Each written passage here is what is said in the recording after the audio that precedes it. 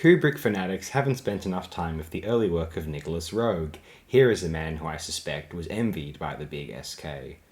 Donald Cammell composed one of the most creatively audacious of film screenplays, filtering elements of Jorge Luis Borges' Aleph short story collection, The Other Death, Murdered in His Labyrinth, and The Wait predominantly, perhaps the title story also, with a little bit of Man on the Threshold, a world so large that time and space fold in on itself, entropy, recursion, et al., and presaging the psychedelic era's acidic erosion, transformation into the glam epoch. Performance is yet another film which I'm convinced might be the greatest film of all time when I'm watching it. I know I've said that about Alien, Quatermass and The Pit, and The Golden Voyage of Sinbad on this channel before, but the feeling was strongest, well, on par with Alien sensations at least, with Cammell and Roeg's performance. If Roeg had retired after Eureka or Insignificance, his reputation would be similar, popularly, to Kubrick's. Yes, the world of art appreciation is that superficial. If Sokorov's only films were his 7 best, he would be more acclaimed, even if all or most of his many films are potential or just outright classics. People are just hollow. Imagine if Michael Curtiz had only directed his 10 most acclaimed films. Oh, this guy was as good as Nicolas Ray, definitely. Holding lesser or cheaper or work for higher productions against a director, especially after they composed these otherwise implausible classics prior, is unfair, in my own opinion. I would sooner attack highly funded, aggressive arrogance in a director, like Nolan on Dark Knight Rises, most of 21st century and even 90s frankly, Scorsese, Godard's 80s and 90s period, very mostly at least, or the second half of Bertolucci's oeuvre. Yikes. If any film from the 1970s, well, entirely finished by the 1960s, 1969 I think, so if any artifact of the 60s was ahead of its time, maybe this one was. If any film has me feeling, damn, will I ever direct anything this good? Well, Cammell couldn't have directed it as well as Roeg. Roeg couldn't have proposed or composed what Cammell had narratively.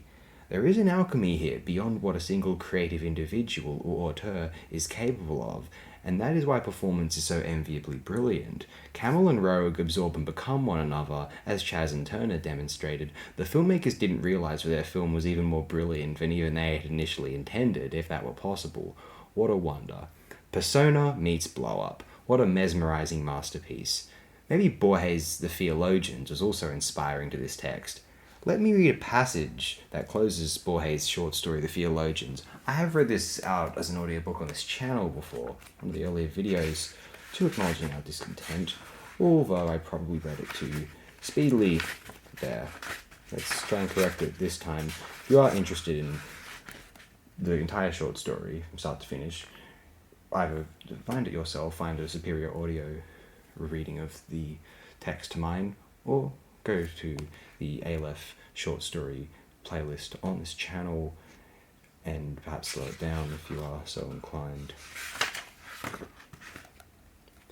Aurelian witnessed the execution, because to have avoided it would have been to confess himself responsible for it.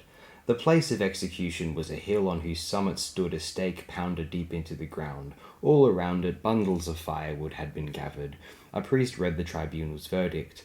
Under the midday sun, John of Pannonia lay with his face in the dust, howling like a beast. He clawed at the ground, where the executioners seized him, stripped him, and tied him to the stake. On his head they put a crown of straw sprinkled with sulphur, beside him a copy of the pestilential Adversus Annularis. It had rained the night before, and the wood burned smokily. John of Pannonia prayed in Greek, and then in an unknown language. The pyre was about to consume him, when Aurelian screwed up his courage to raise his eyes. The fiery gusts fell still. Aurelian saw for the first and last time the face of the man he hated. It reminded him of someone, but he couldn't quite remember whom. Then the flame swallowed him. He screamed, and it was as though the fire itself were screaming. Plutarch reports that Julius Caesar wept at the death of Pompey. Aurelian did not weep at the death of John, but he did feel what a man cured of an incurable disease that had become a part of his life might feel. In Aquileia, in Ephesus, in Macedonia, he let the years pass over him. He sought out the hard ends of the empire, the floundering swamps and the contemplative deserts, so that solitude might help him understand his life. In a Mauritanian cell, in the night laden with lions, he refought the complex accusation against John of Pannonia, and for the millionth time he justified the verdict. It was harder for him to justify his tortuous denunciation. In Rusadir, he preached that anachronistic sermon titled The Light of Lights Lighted in the Flesh of a Reprobate.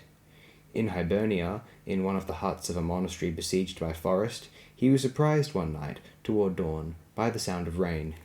He recalled a Roman night when the same punctilious sound had surprised him. At high noon, a lightning bolt set the trees afire, and Aurelian died as John had. The end of the story can only be told in metaphors, since it takes place in the kingdom of heaven, where time does not exist. One might say that Aurelian spoke with God, and found that God takes so little interest in religious differences that he took him for John of Pannonia. That, however, would be to impute confusion to the divine intelligence. It is more correct to say that in paradise, Aurelian discovered that in the eyes of the unfathomable deity, he and John of Pannonia, the orthodox and the heretic, the abominator and the abominated, the accuser and the victim, were a single person.